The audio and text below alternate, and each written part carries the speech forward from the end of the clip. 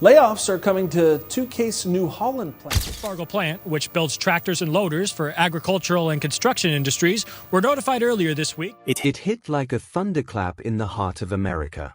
Without warning, Case IH shut down $34.5 billion farming industry in the United States. In towns where the roar of assembly lines had long been the soundtrack of daily life, the silence was deafening. Families who have built their lives around these factories suddenly find themselves staring into an uncertain future, as job loss ripples through rural communities like a shockwave.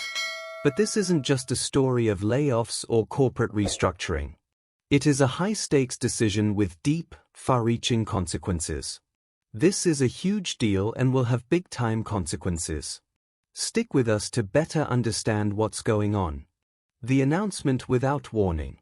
Back in November 2024, Case New Holland Industrial or CNH Industrial, the parent company of Case IH, announced its tentative plans to close its Burlington, Iowa, plant. The official statement read that CNH International had tentatively decided to move the production of backhoes, tractor loaders, and rough-terrain forklifts out of the Burlington plant to other CNH facilities in the US and Europe. This move would result in the closure of the Burlington site by mid-2026, affecting approximately 350 employees.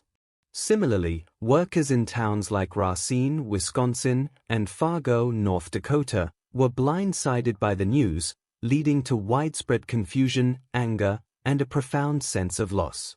In Racine, a city with a rich history intertwined with Case IH, the layoffs were particularly devastating.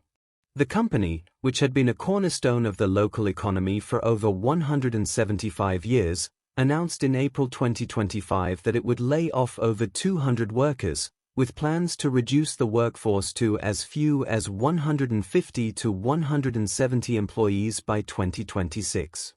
This decision came just a year after workers had ended a lengthy strike demanding better wages and working conditions.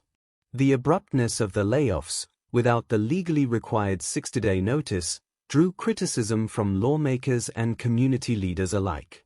So, is this the end of the American farming industry?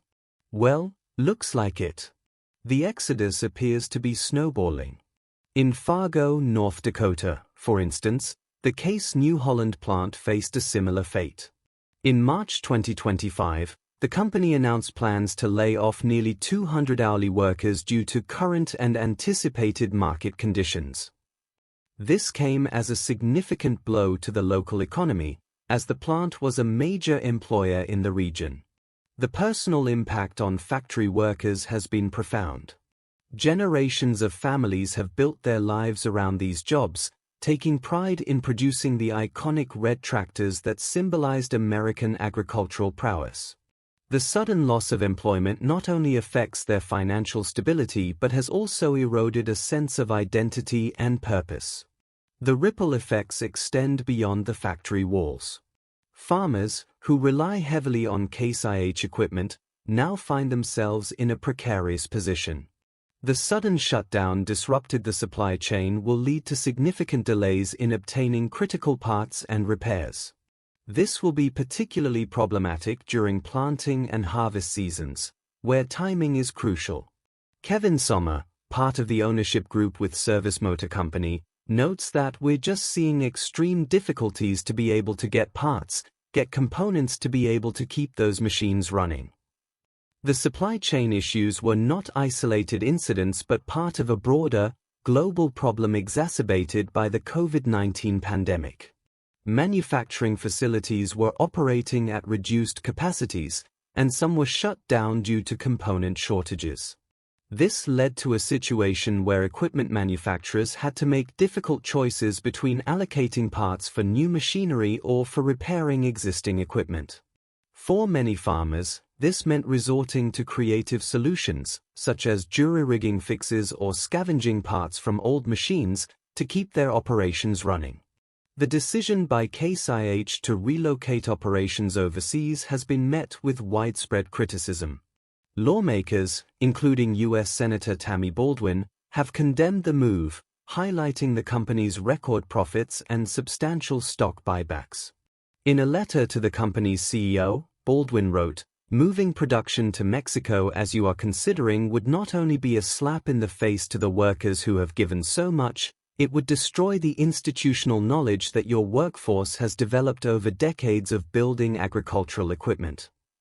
The broader implications of Case IH's decision are significant. The loss of manufacturing jobs in rural America will contribute to economic decline, population loss, and a diminished sense of community. Local businesses suffer from reduced spending, schools face declining enrollments, and the social fabric of these towns begins to fray. Moreover, the agricultural sector faces increased challenges, with farmers struggling to maintain their equipment and operations amidst supply chain disruptions. The lack of prior warning and the subsequent supply chain disruptions have highlighted the vulnerabilities within the agricultural sector and the broader economy. As these communities grapple with the aftermath, questions remain about the future of American manufacturing and the commitment of corporations to the workers and communities that have long supported them. Case IH's corporate silence and reaction. Case IH's sudden decision to relocate its manufacturing operations overseas not only blindsided its American workforce but also sent shockwaves through the small towns and rural communities that had long been intertwined with the company's legacy. More than anything, it is the silence that hurts. The lack of clarity and transparency, and the cold rollout of such a seismic shift without forewarning has left thousands scrambling to make sense of a new and grimmer reality. For many of Case IH's workers, especially those in towns like Racine, Wisconsin, and Fargo, North Dakota, being employed by the company was more than just a job.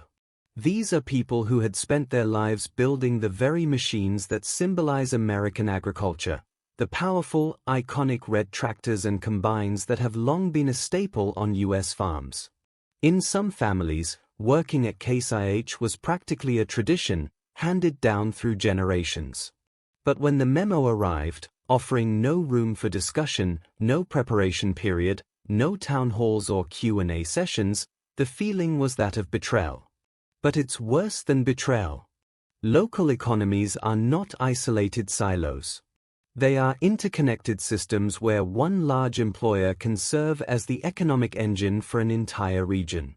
When a company like Case IH plants roots in a region, whether in the form of a factory, service center, or distribution hub, it does more than just provide jobs.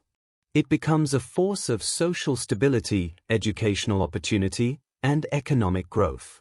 Historically, Case IH and companies like it played a transformative role in shaping America's rural and semi-rural economies. Take the town of Racine, Wisconsin, for example. For decades, the Case IH plant there was more than just an employer, it was a symbol of pride. Generations of families worked there, passing down not only skills and technical know-how but also a sense of belonging to something greater.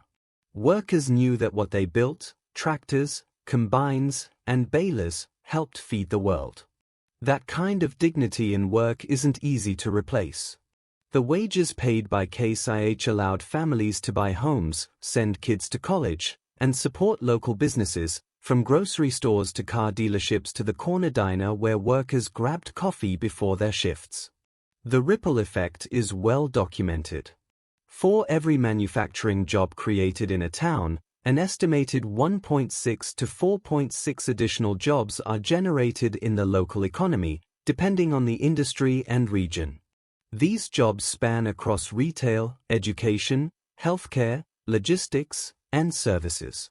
A Case IH factory in a town like Fargo or Rhine doesn't just hire engineers and assembly line workers, it indirectly pays the teacher who educates their children, the barista who serves their morning coffee, the mechanic who fixes their trucks, and the librarian who stocks books bought through local taxes. When the core employer leaves, that entire support system is thrown into uncertainty. We've seen similar patterns across American industrial history. Think back to the steel mills in Pittsburgh, the auto plants in Detroit, or the textile factories in the Carolinas. When these giants were booming, the towns thrived. Schools were well-funded, infrastructure grew, and cultural events flourished.